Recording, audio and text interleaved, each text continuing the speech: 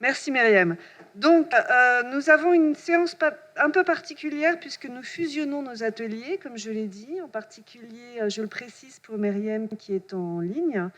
C'est pourquoi donc Pierre-Paul Grégorio et moi-même allons co-présider cette séance pour accueillir 2 communications sur le Royaume-Uni et une communication sur l'Espagne. Donc, je vous propose de commencer sans tarder avec peut-être nos 2 communications sur le Royaume-Uni. Et je vais peut-être laisser tout de suite la parole à Mariem, qui est en ligne, pour suivre donc l'ordre du programme. Mariem Ben Smida, de l'Université Sorbonne-Paris Nord, qui interviendra en anglais. Winston Churchill, The Usable Past of the Brexit Referendum. Mariem, do you speak French? Oui. Oui. Vous avez à peu près une vingtaine de minutes et puis ensuite on laissera tout de suite la parole peut-être à Alma-Pierre et nous prendrons des questions, je propose, enfin je ne sais pas ce que vous en pensez, nous prendrons peut-être des questions d'abord sur les 2 communications britanniques et ensuite sur le cas espagnol. Oui, en faisant vraiment attention au temps. En faisant bien attention au temps. C'est vrai qu'on a déjà pris pas mal de retard. D'accord. Voilà. Donc non, rectificatif, on laissera les questions à la fin. Je pense que c'est voilà, peut-être plus sûr. Je suis désolée. Mais... So Mariem, the floor is yours. Thank you. First of all, ladies and gentlemen, it's really an honor to be among you today, even though I could not make it physically, but thank you for this opportunity anyways. So my presentation today is entitled Winston Churchill, the Usable Part of the Brexit Referendum. We can say that it all started in 2013 when David Cameron mentioned a Brexit referendum or a referendum to decide whether the United Kingdom should or not stay within the European Union. So he started his speech, his Bloomberg speech, saying, "This morning I want to talk about the future of Europe, but first let us remember the past."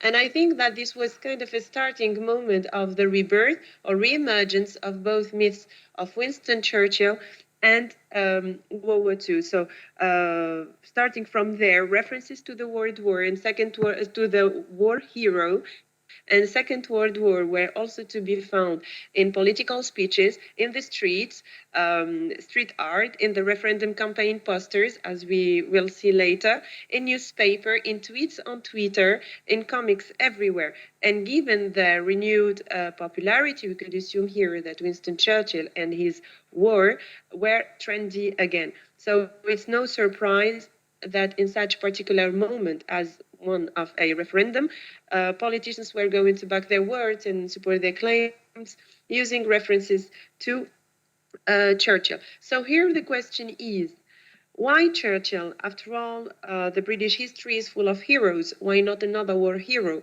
Why not a more recent political figure, for example, Margaret Thatcher? Why drawing a parallel between a world war and a national referendum? And why seeking a posthumous support from someone who passed away more than 70 years ago? And we can also add another interrogation, which is why are all the time the same episodes of Churchill political and war career always the same that are being used? So it is what Van Wyck Brooks calls the usable past. It was a term coined in 1915. So the notion here refers to a version of the past that may be or may have been either invented or simply reframed in order to match present-day needs. And Maurice Holbrook also sees in this what he called the collective memory as a tool that is being recrafted and reshaped to match or to correspond to our today's needs and provide answers to our questions. So, of course, there is a distinction between past, history, and usable past. So let's say that past refers to the whole body of real event that happens in the past or in the period prior to the time of speaking, while history is what we learn in school and it's systemic and selective study of the past, I would say, of events that are seen to be worth being remembered. So whether they be good or bad. So for example, the history of Winston Churchill and World War II as a whole is history. But the usable past is a much more selective approach to history. So it's kind of a tale or a version of history. Let's say that here in this case, we only use what we call the glorious side of it. So in fact, it is not all Churchill's history, because we did not remember everything here during the Brexit. We did not talk, for example, about Gallipoli or Dardanelles, which were considered as a big catastrophe or less heroic and popular events. So we much more talked about the D-Day in Dunkirk, or the evacuation of hundreds of thousands of British soldiers who were doomed otherwise. So another element also that proved to be central to the debate over the Brexit outcome is the speech Churchill delivered in Zurich in 1946, in which he talks about United States of Europe. So quotes from the same speech were used by both sides, by Remainers and Leavers, to support different arguments. So every time an excerpt from Churchill's speech was carefully chosen to make the argument convincing. So for Leavers and Remainers, both used the historical figure of the war hero to promote different votes in the same referendum. As we can see here, here is a campaign poster in favor of the Remain, while on the second one, we can read UKIP, which is the United Kingdom Independent Party, who is in the favor of the Leave. And here is a very good illustration also that of the dispute that had been taken place over the figure of Churchill. We can see Boris Johnson, and who seems to be Stuart Rose, pulling Winston Churchill, or what might be the representation of his legacy, on opposite sides. So yet the sides of Churchill is obviously bigger than those of Johnson and Rose. Johnson in particular, Boris Johnson, was the politician who used the references to Churchill. So even if many denounced the parallel he was attempting to draw with the war leader, Boris Johnson certainly knew the power of the war metaphor and of the usable past as political communication strategy. Still, a national referendum and the World War are certainly not comparable, whether in terms of risks, whether in terms of challenges or stakes. But the references to Winston Churchill and World War II were everywhere. So how was this analogy built? So Hans Blumenberg, in his Three Metaphors Fables, he claims that rhetoric is much more expectation-oriented than facts-oriented. So in other words, rhetoric, whatever be its origin, is not always going to provide a 100% version that is 100% faithful to history. So the account is rather going to depend on who is talking and the aim behind the discourse and the audience, in order to make it attractive and audible and convincing. For example, if we take the speech, the Zurich speech, the United States of Europe, delivered by Churchill in 1946. So we said that it was both used by both Remainers and Leavers. So for example, for Remainers, they used this part of it. They said, we must build a kind of United States of Europe. In this way, only will hundreds of millions of toilers be able to regain the simple joys and hopes which make life worth living. They insisted on United States of Europe. So for them, to them, Remainers, in their reading or understanding, this means European Union. Still, from the same speech, they focused on the following sentence, in which he says, with Winston Churchill, Great Britain, the British Commonwealth of Nations, mighty America, and I trust Soviet Russia. For then indeed all would be well, must be the friends and sponsors of the new Europe and must champion its right to live. So for Leavers, he only wanted a collaboration or a partnership and did not want the United Kingdom to be part of the European Union, because they wanted to keep their special relation, what they call, with the United States and their relation to the rest of the Commonwealth out of risk. So another way also of integrating the usable past is through the use of what Lakoff and Johnson calls the conceptual metaphor in general, or the war metaphor in particular, which allows to integrate a usable past of Great Britain into contemporary issues, speeches. And here create an analogy between Brexit and World War, or between Johnson and Churchill. And as already mentioned, the image of Churchill was not exploited by politicians or in parliament. Churchill was summoned also in all cultural, social, and by political actors, each, of course, fulfilling different purposes. So if we take the examples of movie produced, we can talk about Churchill, we can talk about Darkest Hour, or the famous Dunkirk by Christopher Nolan. So the producers here may have, for example, Christopher Nolan was accused to having produced a Brexiter movie, but he denied that. So even if the producer may have their own opinions about the Brexit, or may be trying to convey a certain idea about it, but I do believe that all of them understood that in this particular period, Winston Churchill, even dead, was more popular among consumers, and the story in which he would be the protagonist would certainly sell well. Same also with books. We can talk about the Churchill Factor that written by Boris Johnson, or also the Walking with Destiny by Andrew Robert. So numerous works were produced, some retracing history of the warlord, or his life, or his strategies, or politics, while other dealing with the history of World War II. And also in the social sphere, we saw a lot of comics and a lot of street works, like here an example of a mix between Boris Johnson and Winston Churchill on the walls of London, and also a lot of comics and the hashtags on Twitter, hashtag Brexit, hashtag Churchill, that were usually put side by side. So at this level, the question would be, why do we need to summon a mythical figure from the past to tackle worries or a crisis of the present? So in the modern construction of myth, Andrew Van Hand in 2002 evokes what he calls a passage from ideological disillusionment to necessary fiction. So such a step may represent the primary condition for the reemergence of the myth, that of a crisis, and the phenomena that force the militarization of the discourse in time of peace or in peacetime. For Timothy Coombs, who was specialized in crisis communication, a crisis may be described as an unpredictable event that it has a considerable impact of performance and organization.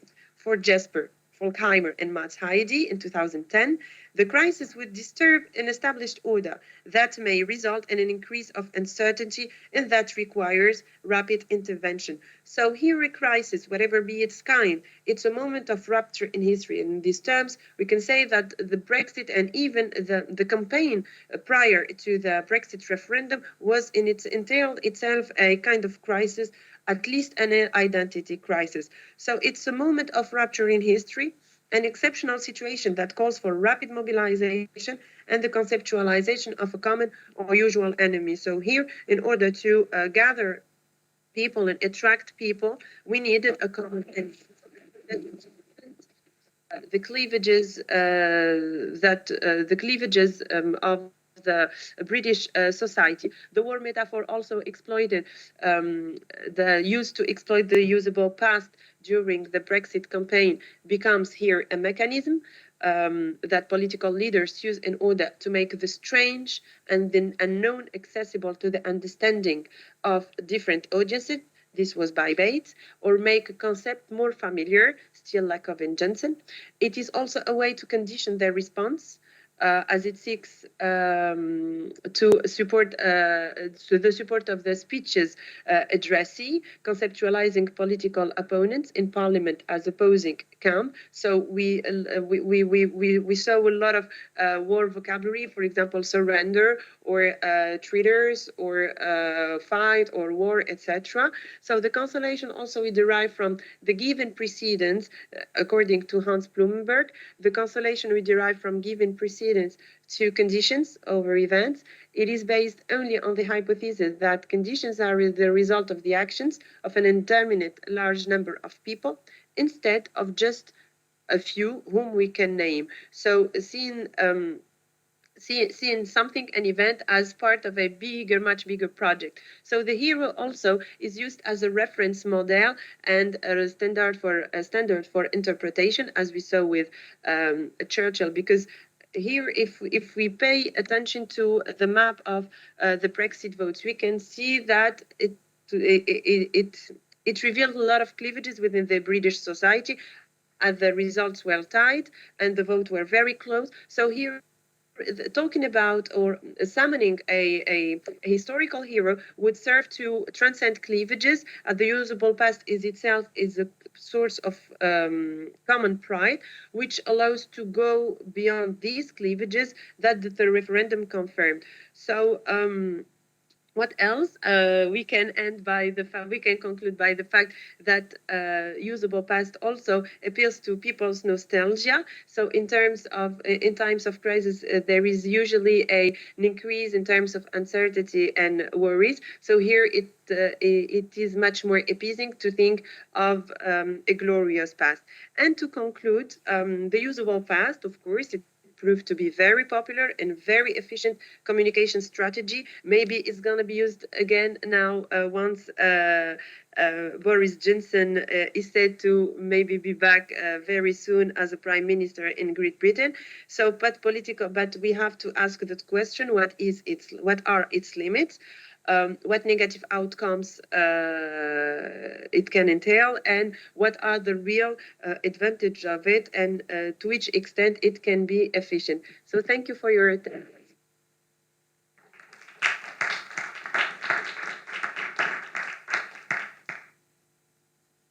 Thank you very much, Mariem. We're going to listen to Alma-Pierre, who's going to talk about the same or similar subject, Boris Johnson's Churchill moment, assessing the Prime Minister's use of metaphors during the COVID-19 outbreaks, another period covered.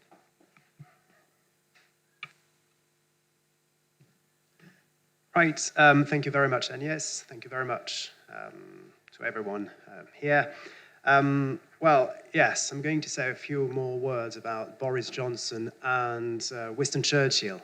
And for a very simple reason, Boris Johnson is a lifelong admirer of Winston Churchill. So when the country was facing one of its greatest challenges in years, many commentators were quick to describe Johnson's handling of the early phase of the COVID-19 pandemic as his Churchill moment. Now, the concept, of course, was not really clearly defined, but the basic idea was fairly simple. In a way reminiscent of Winston Churchill, Johnson was to lead the country through a world crisis in which his oratory skills were meant to be a real asset. Now, we might assume that the Churchill moment label was nothing but a witty and very often ironical remark, fair enough, but we might nonetheless wonder whether there is some truth to this remark. As the context was very, very different, and the enemy was not an invading army but an invisible virus, it seems relevant to focus more on the rhetorical dimension of the so-called Churchill moment in order to answer the following research question: was Johnson's handling of the COVID-19 outbreak any similar to Churchill's World War II leadership, at least in terms of rhetoric and political communication? And to answer this question, and in line with the main topics of the Past Perfect Conference, we will compare the political myth developed by each Prime Minister in their speeches. And this will enable us to see how much of an influence Churchill was to Johnson in time of crisis, and whether the comparison between the two men holds water. The study of metaphors, as explained in the first part, will constitute the backbone of the analysis carried out in the second part.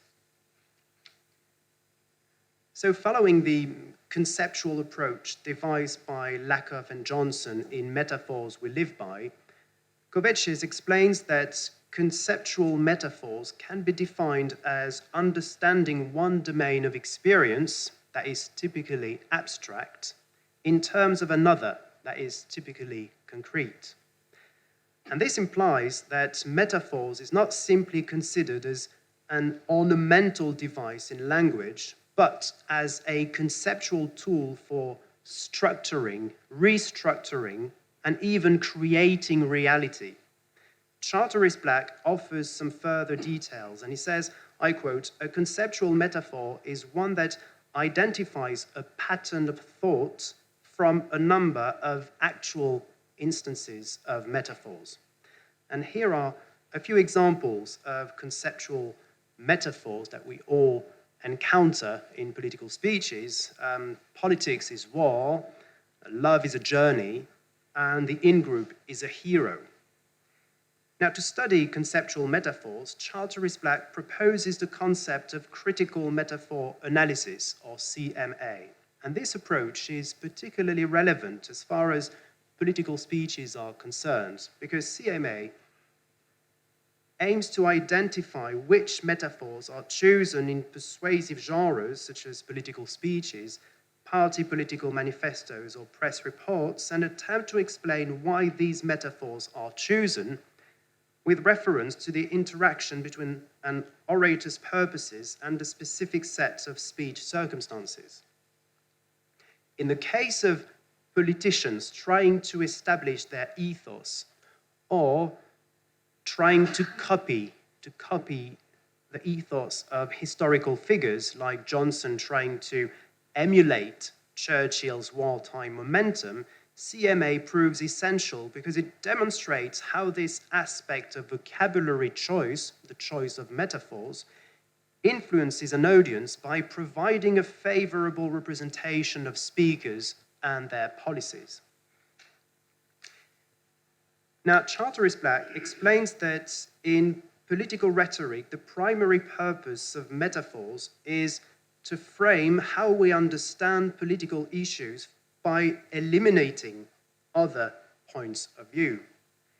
Indeed, he argues that when used systematically, metaphors create political myth and discourses of legitimization and delegitimization that give rise to ideologies and world views, the way we see the world.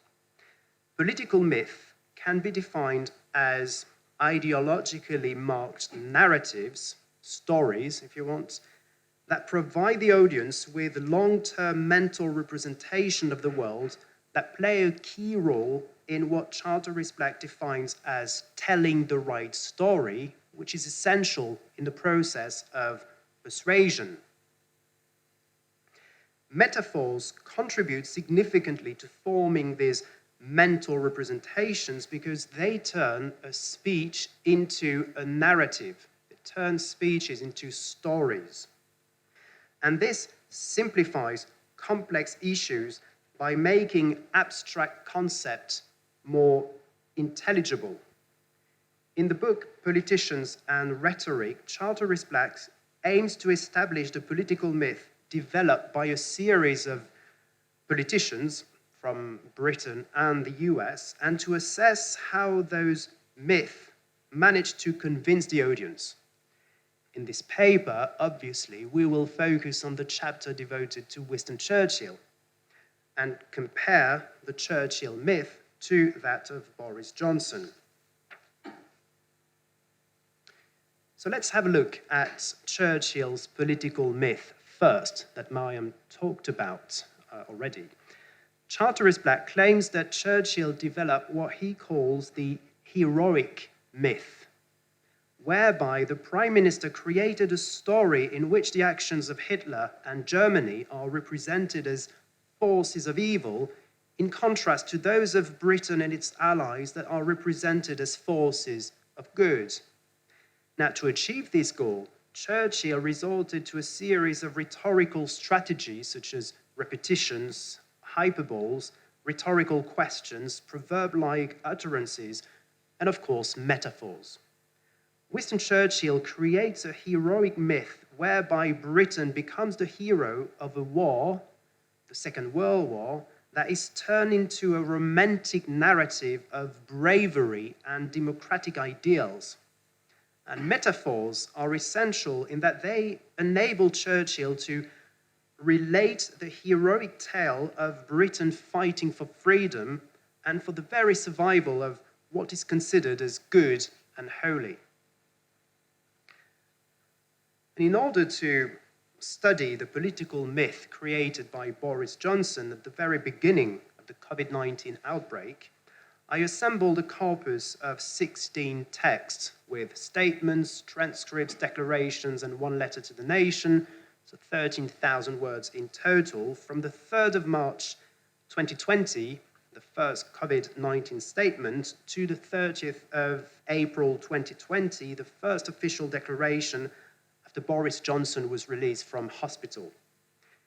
And I chose those speeches from the British government website. Remember, the first confirmed case of COVID-19 in the United Kingdom happened shortly before the country officially left the European Union.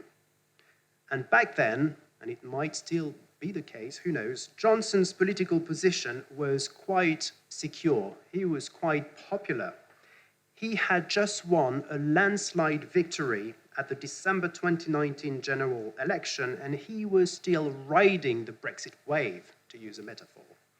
His popularity was fairly high, reaching almost 70%, when he was admitted to hospital with coronavirus symptoms in early April 2020, after going around London hospitals shaking hands with everybody. Now, it was during this period, very positive period, that he had to deal with the outbreak of the COVID pandemic. And because he was still benefiting from the Brexit euphoria, it was also at that time that most political commentators likened his rhetorical style to that of Winston Churchill. His admission to hospital somewhat toned down the early positive energy, and this is why I decided to limit my study to this fateful event in Boris Johnson's life. Now, Table 1, I'm not going to spend ages on that. Table 1 shows metaphors classified according to their source domain, right? So we have personifications, metaphors using an idea of journey or movement, light, darkness, confrontation, recipients, and a few others. And because we don't really have much time, I will just give you an overview of the key findings, and I will focus on confrontation and journey metaphors because I think they are the more relevant. Right, so the most frequent type of metaphors in the corpus are what we might call confrontation or army or conflict metaphors. They account for more than a third of all metaphors, and they draw on martial terminology to express an idea of opposition. And they might be conceptualized as the current situation is a confrontation. Now, confrontation metaphors help Johnson frame the situation as a fight against coronavirus, but the enemy, coronavirus, is almost never mentioned.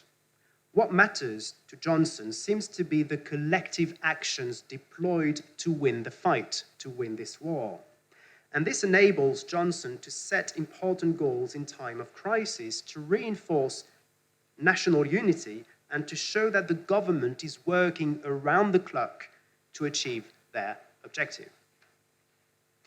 Now, thanks to confrontation metaphors, Johnson creates a war scenario in which the whole country, united and fearless, is mobilized for the war effort. Hospitals become the front line, where doctors try to contain first and then to destroy the threat. Civilians who want to help are the army of volunteers. They will take part in the shielding of vulnerable people, of the NHS, and of the country at large to eventually win the fight. And the following passage is quite telling. And he said, I want to thank everyone who is working flat out to beat the virus, right? In italics are the metaphors. everyone from the supermarket staff to the transport workers, to the carers, to the nurses and doctors on the front line. But in this fight, we can be no doubt that each and every one of us is directly enlisted. Each and every one of us is now obliged to join together. Now, along with numerous references to 1940 in the corpus, confrontation metaphor seems to strike a chord with British people because they work as a reminder of a glorious past. As far as ethos building is concerned, confrontation metaphors are extremely valuable because not only do they create a narrative that most people are familiar with, we British people are better than the rest of the world and we're going to beat this enemy, but they also evoke military hierarchy. And because Boris Johnson was at the head of the country, he was very easily associated with the image of a general. And this commanding position is reinforced by the recurrent use of verbs in the imperative form. Now, confrontation metaphors are therefore essential in Johnson's speeches because they bring people together. They make sacrifices more or less acceptable. The term sacrifice is repeated 7 times in the corpus. They give meaning to the government's actions, and they reinforce Johnson's ethos as commander-in-chief. Journey metaphor, as we'll see now, sustained this positive momentum. Now, journey metaphors account for 1/4 of all metaphors in the corpus, and they are very frequent in political speeches by a whole lot of politicians, because they are powerful rhetorical tools. In the same way as confrontation metaphors, journey metaphors evoke a clear schema that most listeners, all of us, will be familiar with. A journey has a starting point and an end.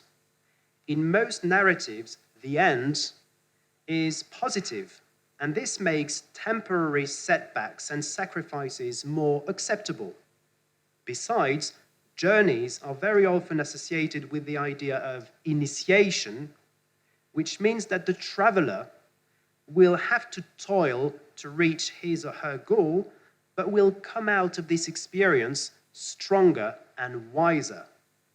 Journey metaphors enable speakers to frame a difficult situation as a test that needs to be taken for the improvement of a community. They also enable a speaker to be seen as a guide, as the person who knows the way towards a better world, a better future.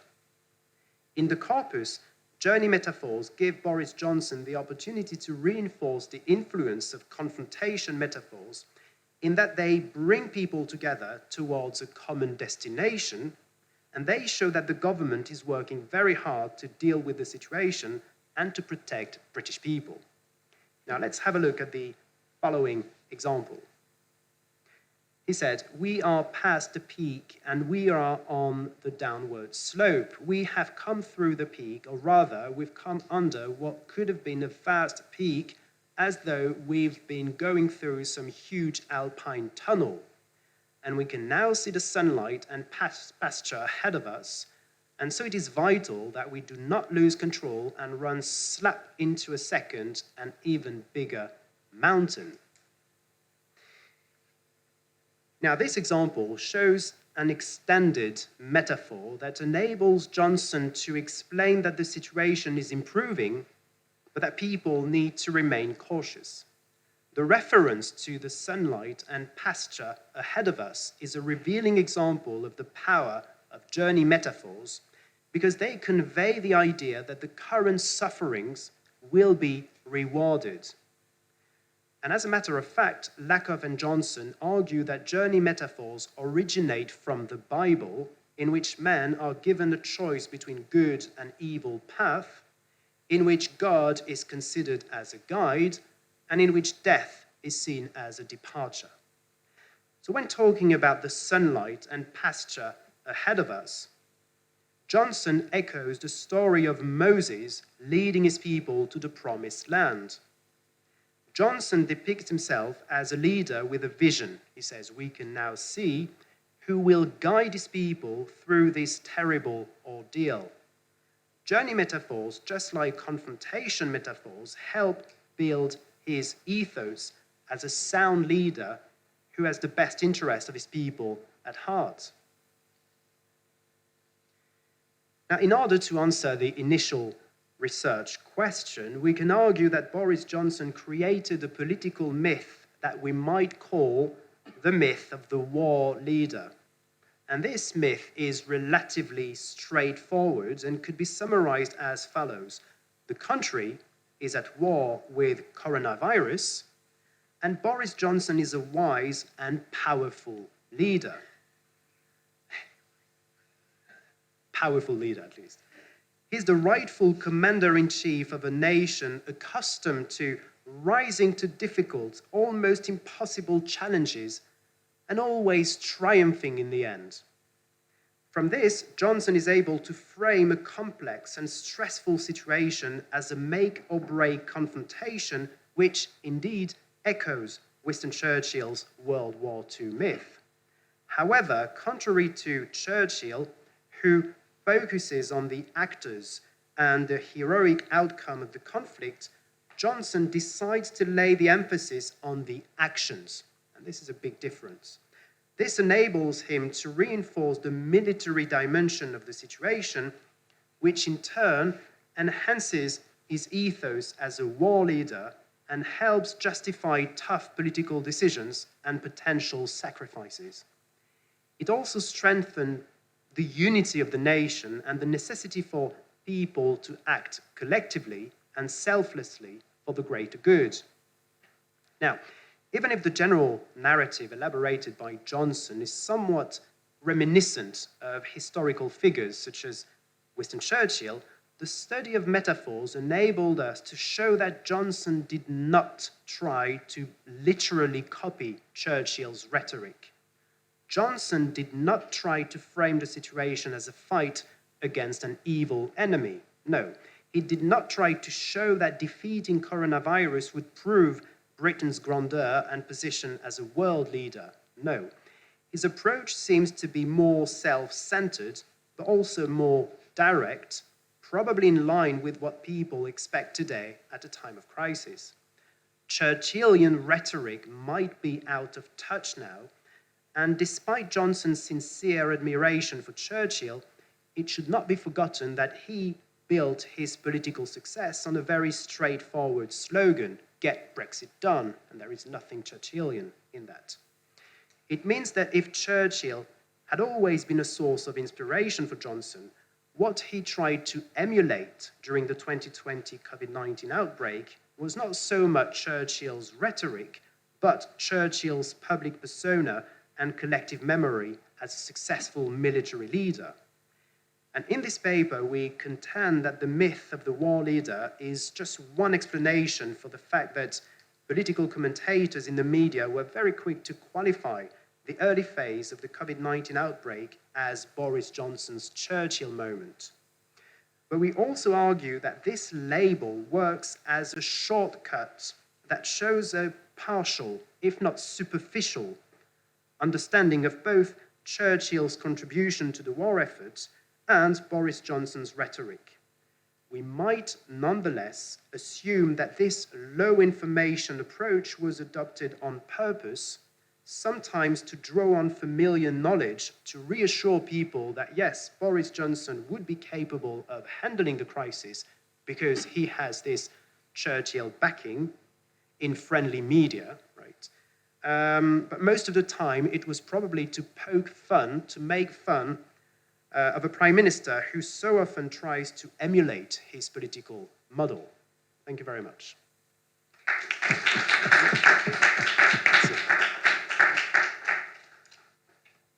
Merci beaucoup. Je vais tout de suite laisser la parole à mon collègue Pierre-Paul Grégorio pour la suite des opérations. Ça va être, vous m'entendez, donc le micro marche, c'est bon.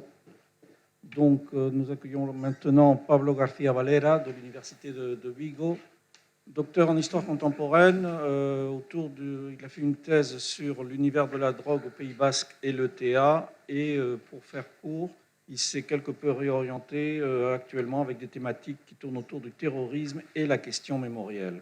Il va donc nous présenter une communication sur une nécessaire relecture des dernières études sur la transition espagnole. En fait, c'est déjà allumé. Bonjour à tous. Je dois remercier à l'organisation du colloque d'être ici aujourd'hui. En fait, comme vous pouvez le voir, j'ai parlé avec un petit accent espagnol, pas petit peut-être. Et ça fait vraiment, j'y crois beaucoup que je ne parlais pas forcément français pour 20 minutes.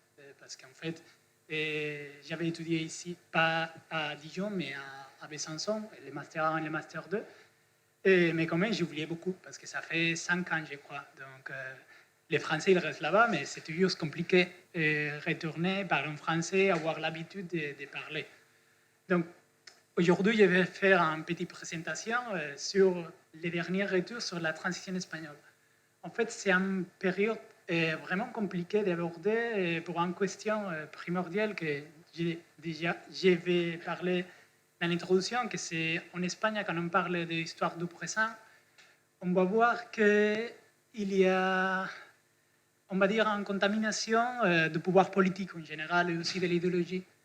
En fait, quand on parle sur la transition, on ne doit pas oublier que maintenant, on a un petit problème, je ne sais pas si vraiment petit, mais avec les antérieurs rois, Juan Carlos II, en Espagne, parce qu'en fait, c'est une personne très complexe, très compliquée. Maintenant, il n'est pas en Espagne, en fait, il est en Qatar, parce qu'il avait beaucoup de problèmes avec la justice espagnole et la corruption. Ça, c'est vraiment une figure centrale de la transition espagnole.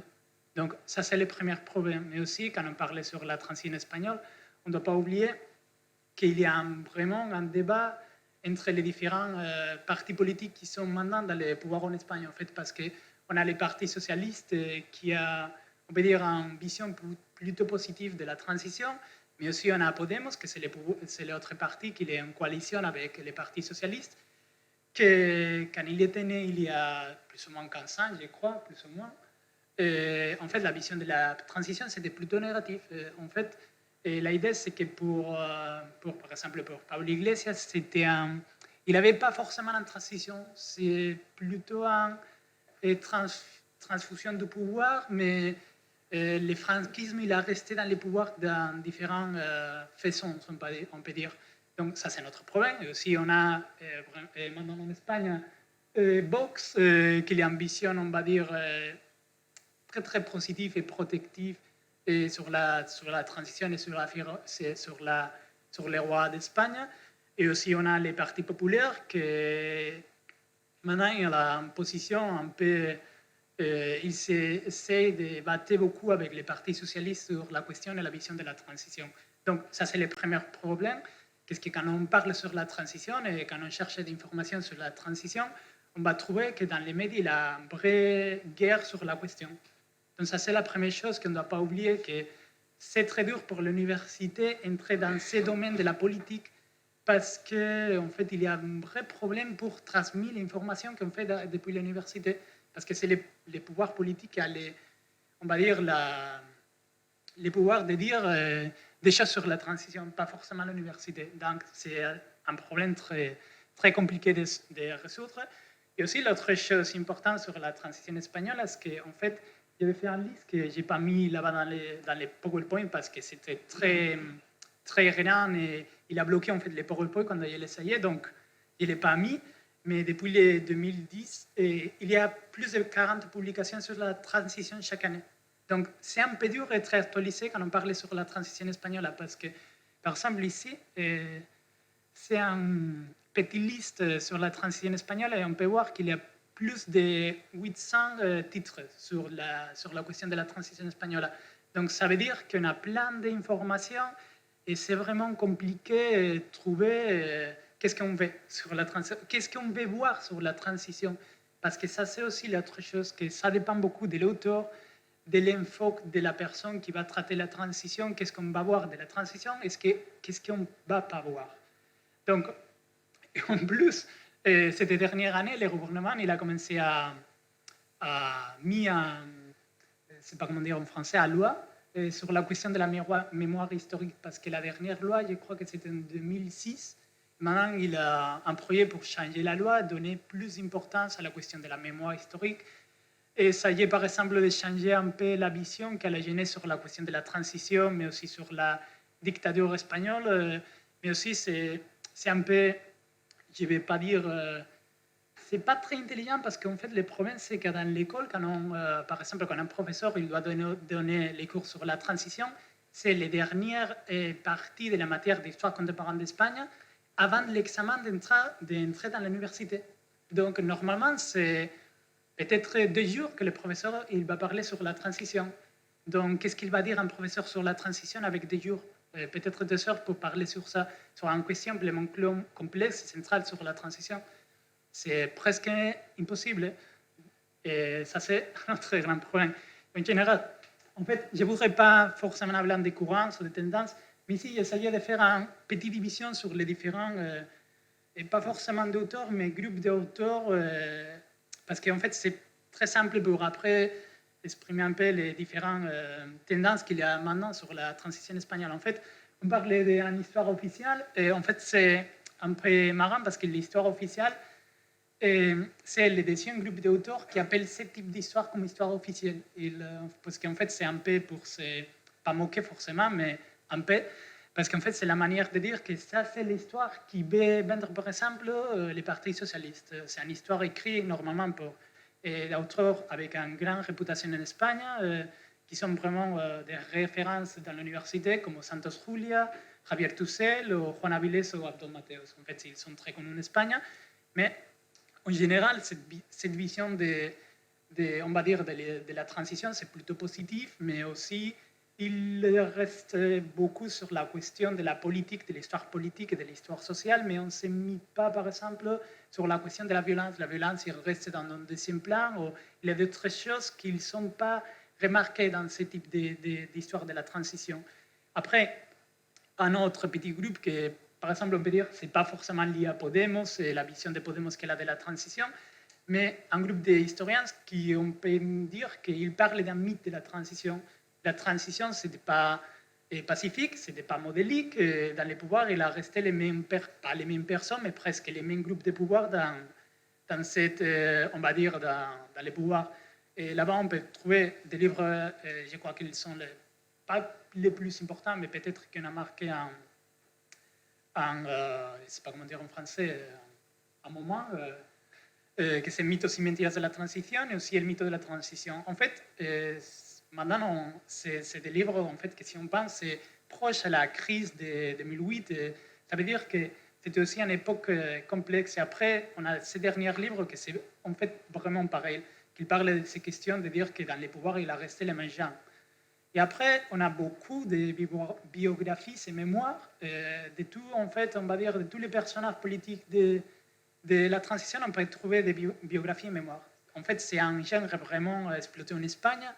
On peut trouver de Santiago Carrillo, Felipe González, Adolfo Suárez, aussi des rois d'Espagne. En fait, on peut trouver tout ce qu'on veut. En fait, c'est à notre vision et c'est aussi intéressant de voir qu'est-ce que veut dire les protagonistes sur cette époque. Et après, on a un dernier, on va dire, groupe que je crois que, en fait, dans les dernières années, peut-être c'est le groupe qui a agrandi plus, qu'en fait, c'est les publications d'ouvrages collectifs sur une thématique concrète de la transition. Ça, en fait, je crois que ce n'est pas seulement sur la question de la transition, je crois qu'en général, et maintenant dans l'histoire contemporaine, on trouve qu'il y a beaucoup d'ouvrages collectifs sur une question en concret. Et en fait, par exemple, quand on parle d'histoire officielle, ça c'est un petit qu'est-ce que j'ai déjà dit, parce qu'en fait, le problème avec l'histoire officielle, appelée pour les autres groupes, c'est qu'en général, c'est très bon livre de divulgation, ils sont très, très bien écrits en général, c'est accessible, mais en général, c'est une approche des fois un peu incomplète. Des fois par l'idéologie de l'auteur, mais des autres parce que en fait, il reste aborder certaines questions. En fait, par exemple, dans les livres de Santos Julia, et moi, par exemple, pour moi, c'était un peu, pas étonnant forcément, mais j'ai trouvé qu'il n'y avait pas beaucoup de références à la question de la violence sur la transition. Et pour moi, c'est une question centrale. Aussi, moi, je suis spécialiste sur la question du terrorisme, de la bande terroriste ETA. Donc, pour moi, j'ai trouvé bizarre qu'il n'y avait pas forcément beaucoup de questions sur la violence policière, sur la violence d'extrême droite, d'extrême gauche, des non-nationalistes. Donc, c'est une question qu'il restait là-bas, mais qu'il ne parlait pas beaucoup. Je ne sais pas pourquoi. Et aussi, en fait, il n'était pas forcément... Ça se voit un peu son idéologie quand tu vois les livres. D'accord, en fait, on peut dire que ce n'est pas un problème. En général, en Espagne, on voit qu'il y a plein d'auteurs, qu'on voit ce problème, qu'on voit l'idéologie très clairement. Et je crois que peut-être ce n'est pas les abordements plus, je sais pas comment dire, plus intelligents des fois. Mais ça, c'est toujours un problème avec l'histoire contemporaine. Et après, le groupe de l'histoire du mythe de la transition, on peut trouver de tout. On peut trouver des histoires qui se centrent sur la question de la violence et qui reste important à la complexité du moment historique et met en lumière, par exemple, tous les aspects négatifs de la transition. Mais après, ce n'est pas très équilibré. En fait, ça, c'est le problème. Et en dernier lieu, on peut trouver, on va dire, ce n'est pas forcément une histoire multidisciplinaire, mais c'est vrai que dans les dernières années, les ouvrages collectifs, on a vraiment grandi et c'est vraiment intéressant parce que, en fait, je crois qu'on peut trouver beaucoup de choses sur la transition, mais sur différentes questions. On peut trouver un ouvrage collectif sur la question du terrorisme d'extrême droite, on peut trouver un autre sur l'extrême gauche, on peut trouver un autre sur la question de la violence, on peut trouver autre sur la question de la violence des genres dans l'époque. En fait, on peut trouver tout. Et pour ça, en fait, j'ai mis ici un web qui est peut-être c'est un peu de publicité pour un maison de... Bon, c'est pas maison, c'est pas comment dire, un tienda. C'est comment dire? Oui, c'est pareil, la FNAC, mais en Espagne, est plus petit, je crois, parce que c'est plutôt des livres. Et en fait, ça, c'est les dernières publications sur la question de la transition. Et on voit qu'on peut trouver de tout, parce qu'en fait, on voit aussi, par exemple, des relations entre Portugal et l'Espagne pendant la transition. Et on voit des perspectives de la démocratie. On peut trouver aussi beaucoup par exemple, de publications sur la question de la Constitution, comment c'était fait, qui on était les auteurs qui étaient là-bas, aussi sur les personnages de la transition. En fait, on voit qu'il y a vraiment tout ce qu'on peut imaginer. Et après, en fait, il y a une autre question sur la transition espagnole, on peut trouver beaucoup d'historiens qui ont écrit sur la transition, mais aussi beaucoup de journalistes, que des fois, on parlait d'intrusion, mais on ne doit pas oublier que des fois, les journalistes aussi, il y a un code il y a une méthodologie, un code déontologie, on ne doit pas oublier que des fois, c'est vraiment des grandes œuvres très intéressantes. En général, les gros problèmes avec la transition, est-ce qu'on peut dire que si tu veux voir la transition plutôt positive, tu as tous les livres que vous voulez, mais si tu veux ambition plutôt négative, tu peux aller à notre auteur en général. Et le problème, c'est que c'est dur de trouver, on va dire, des livres sur des ouvrages pas idéologisés. En fait, dans l'ouvrage collectif, c'est vrai que c'est plus facile de trouver ce qu'on veut, mais c'est en fait un problème en général. Mais ce n'est pas seulement avec la transition en Espagne. Maintenant, en fait, quand on parle sur le terrorisme, c'est toujours la même chose. Par exemple, si tu parles de victimes d'État, il ressemble qu'après, tu peux parler des autres victimes, par exemple, de l'extrême droite, parce qu'il ressemble que tu n'es pas un militant contre la violence du nationalisme. En fait, ça c'est un problème, et je crois que c'est une question de la société espagnole en général. Hier, je me rappelle quand il a parlé, Patrick, je ne sais pas, en fait, je suis nul avec les prénoms, quand il a parlé sur le roman historique, sur le pessimisme on va dire, du livre, mais en fait, je crois qu'on peut parler un peu sur le pessimisme des historiens dans l'université espagnole, parce qu'on a des problèmes pour transmettre l'information qu'on fait, les choses qu'on fait dans l'université, parce qu'après, quand on arrive à les médias, on voit que ce n'est pas forcément les historiens ou les spécialisés sur la question de la transition qu'on va parler, sinon c'est plutôt les politiques ou des journalistes qui parlent et après de lire, par exemple, un livre sur la question, mais ce n'est pas forcément les historiens. Donc, il y a un problème de transmission sur l'information que je ne sais pas s'il se va corriger. Je ne crois pas, parce qu'en fait, je crois qu'en Espagne, on a très peu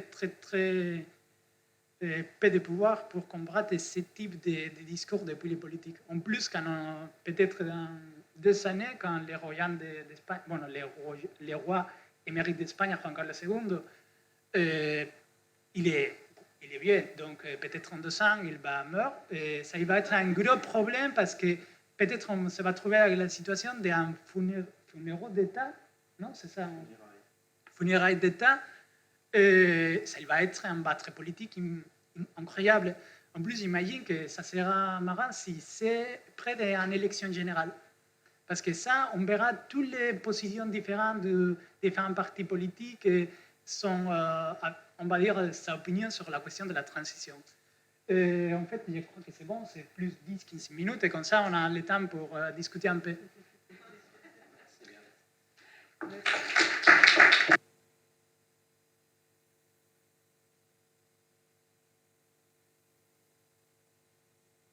Je vois mon collègue silencieux, donc je vais prendre la suite. Merci à tous les trois pour ces excellentes présentations. Juste, Donc, est-ce on qu'on va pouvoir... pourrait remettre Mariem et Smida en vidéo, remettre en grand la séance Teams, voilà, pour qu'elle puisse participer aussi à la Vous nous entendez discussion. toujours, ça va? Mariem? Oui, je vous entends parfaitement, oui. D'accord. Donc, nous allons pouvoir prendre des questions, français ou anglais, peut-être pas espagnol. Alors, Mark, would you like to kick off? That work. So this is very painful for me to talk about. It's about Boris Johnson.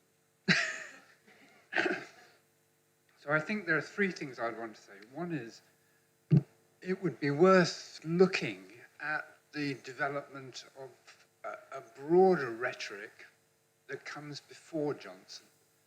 So I think I said last night that it strikes me that one of the things that really changes in Britain is that politicians start using the language of our country rather than the country, and that change happens roughly in the early 1990s.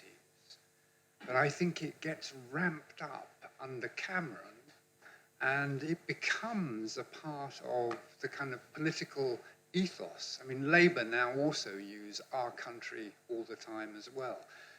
But that reframing is really important in terms of, in a sense, saying our country, not Europe. Becomes absolutely critical in the kind of Brexit discussions. So that was the first point. The second point is just on political rhetoric. So one thing I think that's worth worrying about is how many people any piece of rhetoric is meant to persuade. So in Brexit, you're aiming at the people who are undecided.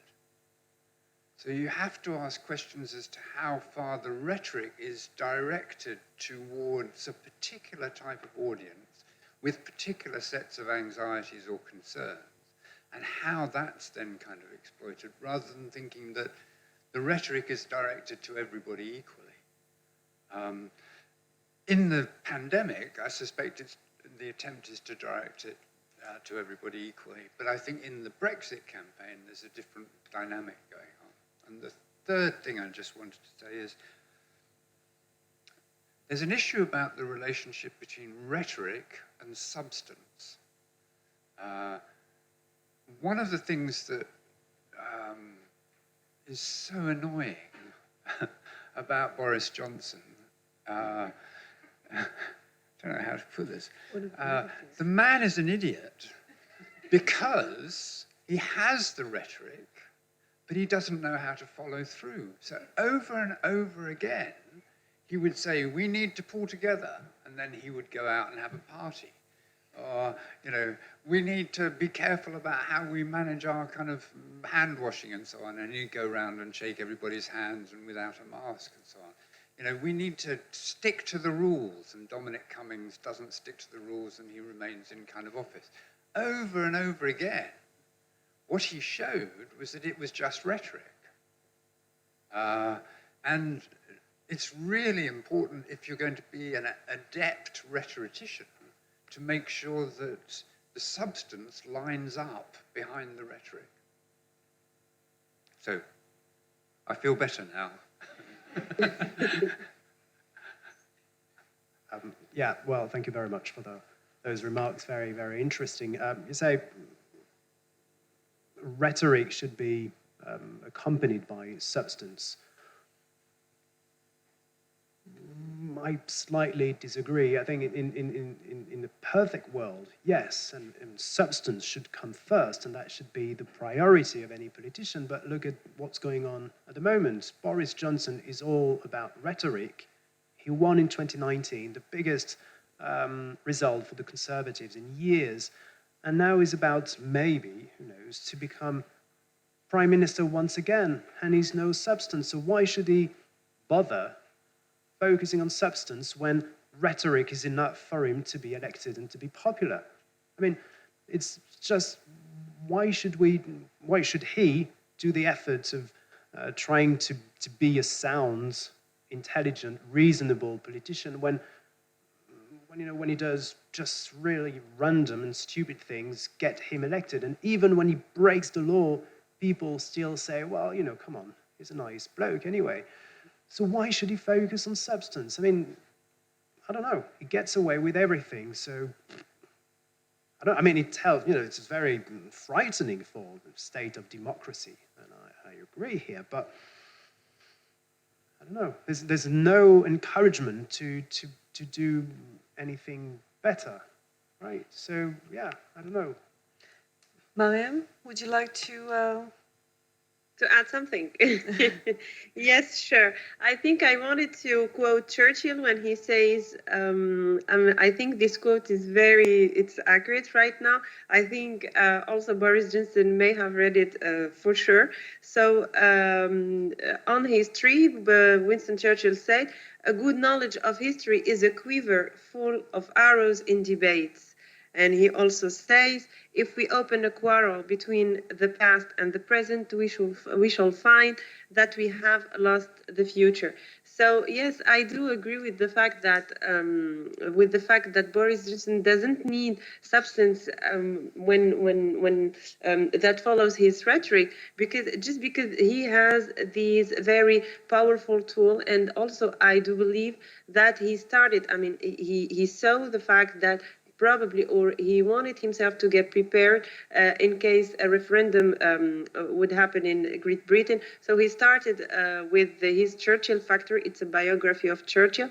But if you just take a look in the book, you would see that it's much more a talk about himself resembling Churchill. It's not much more than a biography itself in Churchill. So he knew that if he, in people's mind, if people started to associate his image with the one of Churchill, probably he would have an advantage over other people. So, and he knew at that very moment that people wanted someone who would act, someone who would be contrasting with maybe the image of Tony Blair or David Cameron. So, and it is still, this is why I do question it, what are the limits of this war rhetoric or the war metaphor, because he used it for Brexit, he used it for COVID, and now is he going to use it once again?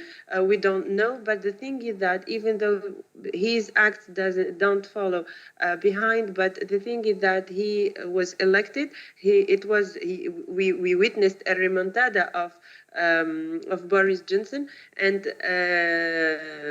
he was elected, and then he was, even with all the controversies around his person, he was still in command during the COVID, and then probably he's gonna go back again. So we don't know. Wait and see. That's what I had to say. Could we just say possibly, not probably? Can I possibly? If you just allow me a quick question on this, because Mark mentioned the 1990s and the early 1990s as a probable starting point in the evolution of this rhetoric. And I was wondering, what is in your views, both of you, what could be the impact? I mean, why is it so specific to Britain? And can it be the impact of the popular press and the sort of tabloidization of public debate, which can be seen as one possible explanation of the way political rhetoric has absorbed this kind of tabloidization phenomenon. Yeah, you're very right. And just, I will try to answer your question through, not straightforward, I would say, but we tend to look at the past, at previous politicians, Winston Churchill in particular, as great politicians, as people who changed things, as people who had substance. But I don't think that this is particularly the case. When you look at British politicians from 1945 until now, apart maybe from Attlee and a few others, most of them were all about rhetoric. Churchill, when you think about it, was more about rhetoric than about actions, and the things that he did during his life. Up to 1939, his life was described as a study in failure, because he went from failure to failure. And even after that, he's mainly remembered for his rhetoric, and when he tried to change things in the economy, in social system and so on, it was not really a success. When you think of Tony Blair, it was all about rhetoric and all about political image. When he tried to act the war in Iraq and the expansion of Europe and a few other things, resulted in some kind of failure. David Cameron, quite similar. Margaret Thatcher may be slightly different, even though her legacy today is questioned and criticized. So in the end, is British politics, and I would say European politics and Western politics, all about rhetoric? I tend to think so, and this is why it's very easy for tabloids in particular to get into that and to focus more on words rather than deeds. And I think this is a big problem, but not much is being done. And when things are being done in the UK in particular, very often it's not necessarily for the greater good.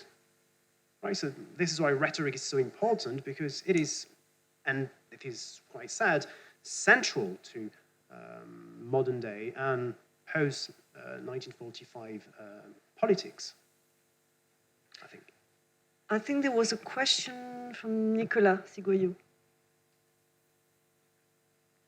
Alors, en fait, il y a plusieurs questions. En fait, j'en ai une pour Alma-Pierre et une pour Pablo également. Mais en fait, du coup, je ne peux m'empêcher de rebondir sur ce qui vient d'être dit aussi avant. En fait, cette histoire de rhétorique, d'un peu de coquille vide en fait de la politique, moi, elle me fait un peu penser à Reagan dans une certaine mesure. À Ronald Reagan, qui avait ce côté un peu de... C'est par rapport à ce que tu viens de dire, en fait, Alma-Pierre, de Boris Johnson, qui peut dire un peu n'importe quoi. Et un des surnoms de Reagan, c'était le président en téflon. L'idée qu'en fait, rien ne collait, alors que là où des choses n'étaient pas pardonnées, des fautes rhétoriques ou symboliques étaient reprochées à d'autres présidents, Reagan pouvait dire librement que les arbres polluaient, que l'Amérique, c'était pas mettre des pulls quand il faisait froid, et que finalement l'écologie était moins, enfin c'était pas lui, c'était son ministre, l'équivalent du ministre de l'économie, qui disait que finalement l'écologie était moins importante que l'attente de la nouvelle venue de Jésus-Christ sur la planète. Et c'est pas des choses qui ont été reprochées. Et l'héritage de Reagan, il est grand, c'est cette figure un peu qui est toujours présente dans le Parti républicain, là où justement, finalement, après la petite parenthèse Liz Truss, on se pose la question de est-ce que Boris Johnson reviendra ou non, comme on a eu un débat passionné à la pause sur ça, mais on ne va pas étendre. Donc pour les questions, en fait, sur cette histoire de la métaphore guerrière, alors je vais prendre un peu le mauvais rôle et un peu, même si tu as commencé toi-même dans ta conclusion à amorcer cette question, mais est-ce que finalement cette métaphore guerrière, elle est vraiment churchillienne? Et parce que moi, quand tu parlais, quand tu me donnais des exemples, j'ai tout de suite pensé à Emmanuel Macron, qui avait exactement la même stratégie. Il y avait l'idée de faire front. Le conseil qui prenait les décisions, c'était un conseil de défense sanitaire. Il y avait l'idée de battre la maladie, il y avait l'héroïsation des médecins, où on les applaudissait à 8 heures, qui était une espèce de haie d'honneur symbolique finalement. Et le fameux « nous sommes en guerre ». Oui, c'est ça. Alors ça, j'allais J'allais y revenir. Mais justement, est-ce que finalement, il n'y a pas quelque chose plutôt du leader macho qui va utiliser la guerre? D'ailleurs, on le voit, hein, même Emmanuel Macron, pour la question de la crise ukrainienne, il est apparu avec son hoodie, et un peu avec la barbe de 3 jours. Est-ce que ce n'est pas une figure finalement un peu facile, juste, est-ce qu'il y a vraiment quelque chose de Churchill? Est-ce que ce n'est pas juste, je me permets de te challenger, comme disent un peu les jeunes, mais est-ce qu'il n'y a pas juste quelque chose de facile dans la politique d'utiliser, de convoquer la guerre dès qu'il y a la moindre crise? Et finalement, cette histoire, en fait, on peut la retrouver. Pardon, je suis désolé, je vais essayer de faire court. Et finalement, cette histoire du voyage, on l'a aussi retrouvée en France, justement avec le retour des jours heureux, le monde de demain. Et finalement, en fait, est-ce que c'est pas juste un truc propre à la politique contemporaine? Ça peut peut-être rejoindre ce que disait Agnès également sur le fait qu'on veut trouver des symboles faciles avec la tabloïdisation des médias, des choses comme ça. Et pour Pablo, et je vais essayer de faire court, promis, en fait, moi je m'intéresse un peu à l'histoire militante de manière générale. Et en fait, cette histoire de tous ces livres publiés sur la transition, la transition, est-ce que pour chercher une histoire critique de cette transition, il faut nécessairement, parce que vous parliez d'une histoire officielle, d'une histoire officielle et d'une mémoire, mais est-ce que si on veut chercher une histoire scientifique, mais tout de même un peu critique du processus, ou qui a un point de vue peut-être plus négatif, plus mesuré, est-ce qu'il faut aller chercher dans de la littérature issue de chercheurs qui sont par exemple eux-mêmes, qui ont un passé militant, une histoire personnelle militante, comme en France, on peut en trouver, au Royaume-Uni, on peut trouver des chercheurs qui sont eux-mêmes militants, mais qui ont une approche scientifique quand même de la recherche, qui mettent de côté leur militantisme, mais qui ont une sorte d'affinité naturelle plutôt avec une histoire contestataire, une histoire critique, de par leur culture. Et je me pose cette question parce que c'est un sujet qui m'intéresse un petit peu. Et j'aimerais entendre votre avis sur ça. Voilà. Puis-je demander aux intervenants de répondre rapidement? Je vois des signes. Voilà, pour avoir le temps de prendre une ou deux autres questions. D'accord. Et en fait, oui, c'est possible. On peut trouver des auteurs qui sont, on va dire, qui viennent d'une tradition contestataire, qui sont un peu critiques avec les périodes. En fait, il y a un auteur que j'aime bien, que c'est postérieur à cette époque, et que c'est Jorge Semprún. Et en fait, c'est un auteur très intéressant parce qu'en fait, quand il était dans les gouvernements, il était ministre de la Culture, je ne sais pas pendant combien de temps, pas beaucoup en fait, 1 an, 2 ans. Mais c'est très intéressant parce qu'il a écrit un livre sur l'expérience des périodes de la transition et elle est critique en fait. Parce qu'en fait, il y a une histoire, on va dire, militante, un peu complexe, mais c'est un auteur intéressant. C'est pas forcément très scientifique, mais c'est une autre chose. Aussi, on peut trouver des autres auteurs en général, on a aussi un passé militant qui parle sur la transition avec une vision un peu différente. Mais en général, on peut trouver de tout. En fait, la question avec la transition, est-ce qu'on peut faire une recherche sur différents auteurs? Est-ce qu'on va trouver toujours des personnes différentes? Parce qu'en fait, comme tu peux voir, peut-être maintenant sur la transition, il a plus de 1000 titres. Donc, on peut trouver tout ce qu'on voulait. Après, on doit choisir que l'auteur, peut-être, il peut être plus intéressant, par exemple, pour connaître l'histoire du parti communiste pendant la transition, avec la figure de Santiago Carrillo, ou bien on peut chercher un livre sur l'évolution du Parti socialiste pendant la transition avec Felipe González, comment il s'appelle? Antonio, je ne m'appelle pas en fait, j'ai des fois des problèmes avec Alfonso Guerra. En fait, on peut trouver aussi un peu de tout en fait, et après il y a beaucoup de mystiques avec la transition, aussi avec tous les personnages qui ont été on va dire, dans des postes importants pendant cette période, parce qu'on a aussi Adolfo Suárez, et on a toujours un grand mystique pour cette période. Donc, il y a beaucoup de choses que tu peux trouver. Après, en fait, je crois que c'est à l'historien ou à l'spécialiste sur l'époque de faire son étude critique sur l'œuvre et voir que Et ça, la méthodologie, les codes déontologiques, et voir qu'est-ce qui manque, qu'est-ce qu'on peut critiquer, qu'est-ce qu'on voit que c'est faible. En fait, ça c'est plutôt de l'élabore de l'historien, on peut dire, mais en fait c'est très complexe, mais oui, on peut trouver qu'est-ce qu'on voulait, je crois. Ah, je vais attendre ça. Oui. Qui étaient les autres? Enfin, moi j'avais demandé, mais je crois qu'il y avait Michael aussi qui voulait. Ah oui. Ah oui, pardon, oui, j'avais oublié. Je vais être vraiment très rapide. Merci pour ces questions. Alors c'est vrai que je suis 100% d'accord. C'est vrai que Johnson et Macron, notamment, ont une rhétorique assez similaire. Mais c'est vrai que mon papier basé sur le commentateur britannique qui très rapidement ont dit c'était le moment Churchill de Boris Johnson. C'est pas moi qui ai dit. Si j'avais dû le faire sans cette approche des journaux britanniques, on aurait pu parler, pourquoi pas, d'un macho politics ou quelque chose comme ça. Il n'y a absolument aucun problème. Je suis tout à fait d'accord avec toi. Et pour la deuxième question aussi, très rapidement, tu parlais de Ronald Reagan. Je pense que même l'élément plus ou moins fondateur, là, on pourrait parler de Roosevelt avec les fireside chats en particulier, pour ce moment où la rhétorique a plutôt pris le pas sur l'action, mais je pense que le moment assez décisif, c'est en 1960, lors du premier débat télévisé entre Nixon et JFK, où ceux qui ont écouté à la radio ont dit que c'était Nixon qui avait gagné, et ceux qui ont regardé à la télé ont dit que c'était JFK, parce que lui était beaucoup mieux habillé, il présentait beaucoup mieux que Nixon, qui était malade, qui était fatigué, et qui au final avait peut-être des meilleures idées, mais présentait moins bien. Et je pense que là, on a un moment plus ou moins de bascule, où, alors c'était déjà le cas avant, c'est vrai au final, hein, où la rhétorique et l'image politique a primé sur peut-être la substance.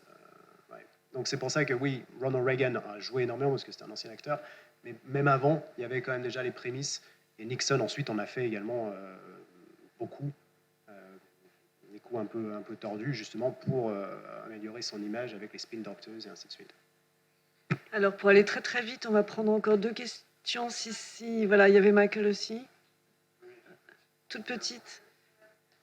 Micro, Voilà. Oui, j'ai voulu juste remarquer, comme Marc disait, au sujet du Royaume-Uni, le changement du the country à our country est vraiment très intéressant parce que là, c'est vraiment comment les métaphores restructurent la réalité.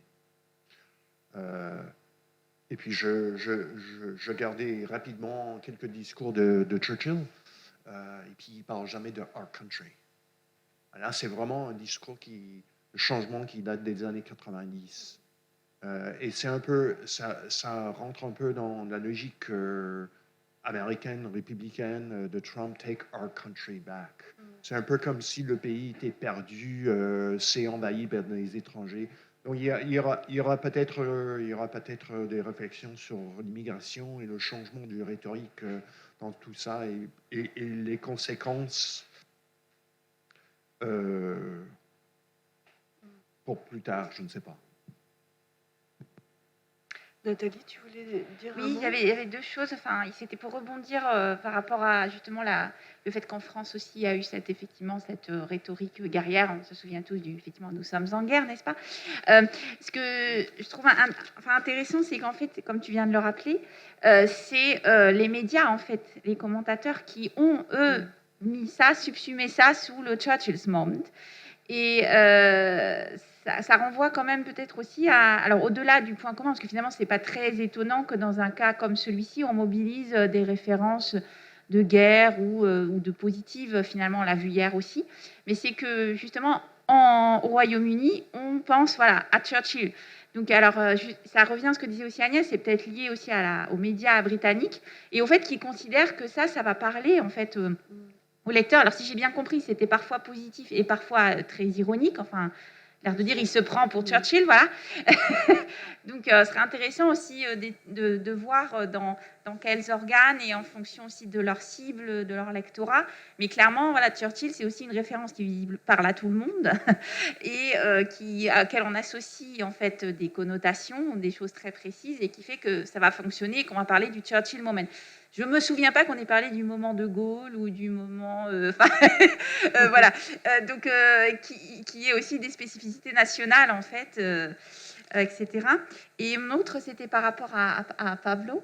Moi, j'ai trouvé intéressant ce que vous avez dit, parce que ça fait écho à des choses dont a parlé Martine Zabro ce matin, en fait, du sort de fossé ou du problème de transmission entre le travail des historiens qui n'arrivent pas à être audibles, en fait, dans l'espace public, enfin, si j'ai bien compris, où là, c'est les discours politiques, etc.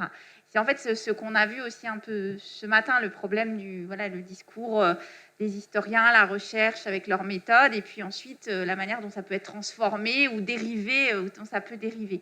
Et après, c'est une question vraiment un peu de béotienne, parce que je ne suis pas du tout spécialiste de l'Espagne, mais vous avez évoqué au début la loi sur la mémoire, ou la mémoire historique, c'est ça.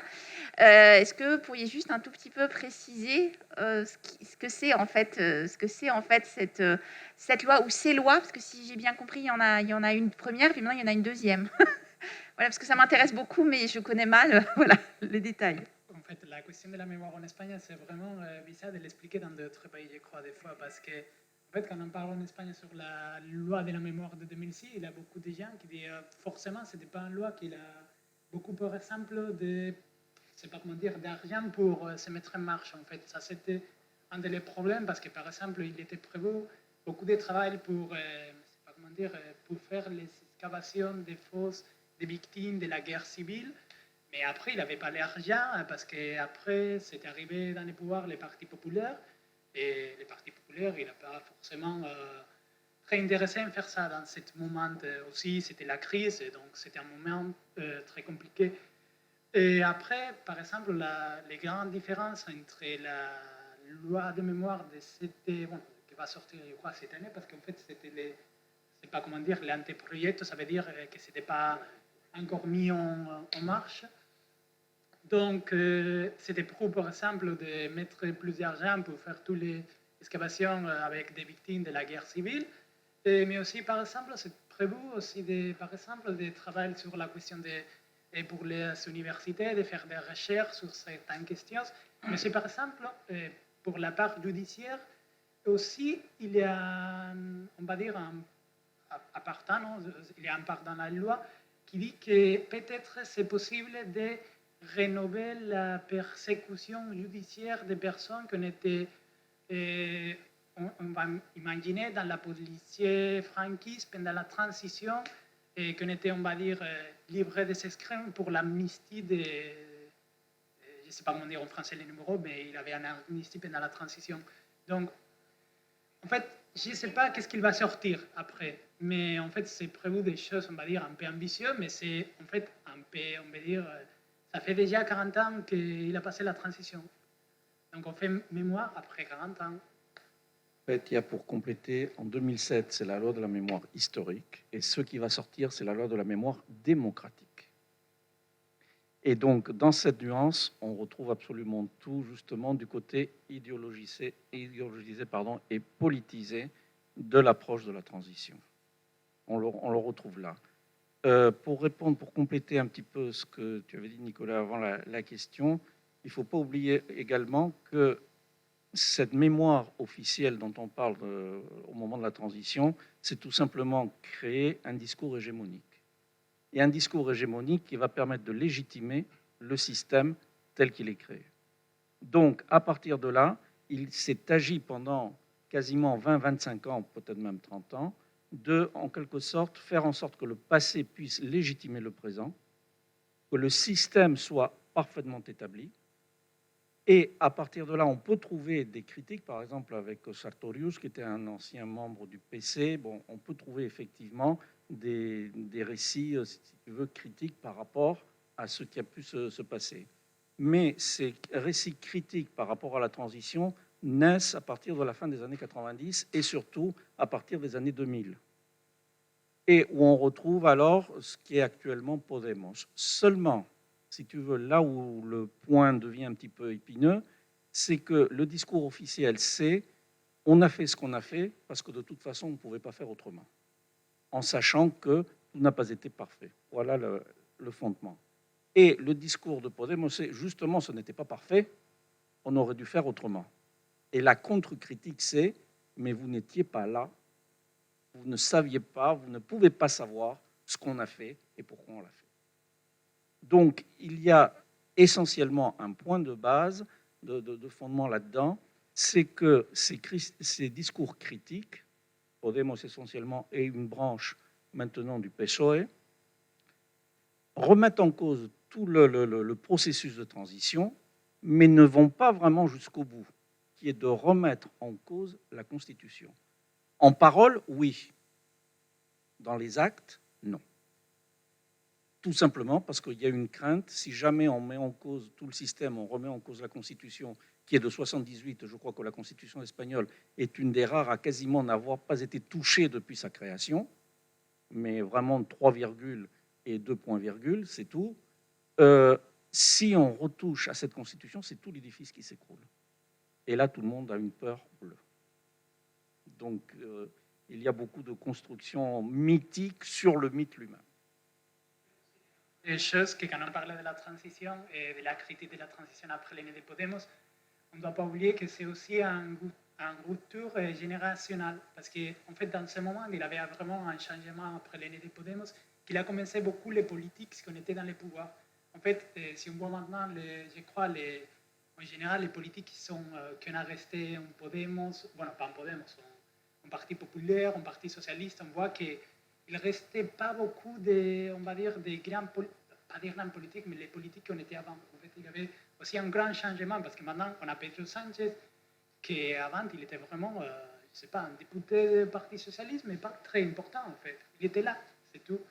Mais c'est aussi intéressant de voir ça, comment il a changé vraiment ces crises, comment il a changé un peu tout sur la vision de la transition. En fait, c'était vraiment dans les années 2000, quand il a commencé vraiment une critique sur la question de la transition. Mais c'est marrant parce qu'en fait, normalement, quand les partis socialistes parlent sur la transition, c'est comme les pères qui parlent avec l'enfant, que c'est Podemos, et lui dit « Ah, mais non, mais tu n'étais pas là, comment est-ce que tu vas faire mieux ça ?» Et c'est vraiment marrant de voir, par exemple, un débat sur la télé, parce que c'est toujours comme ça. Il ressemble que les personnes qui défendent la Constitution, c'est les pères de l'autre qui le disent « Ah, mais tu sais rien, tu n'étais pas là, tu connais rien. » C'est vraiment... c'est intéressant toujours de voir un débat sur ces questions, parce qu'on voit vraiment comment des choses beaucoup sur l'utilisation de l'histoire et les discours de l'histoire avec le passé.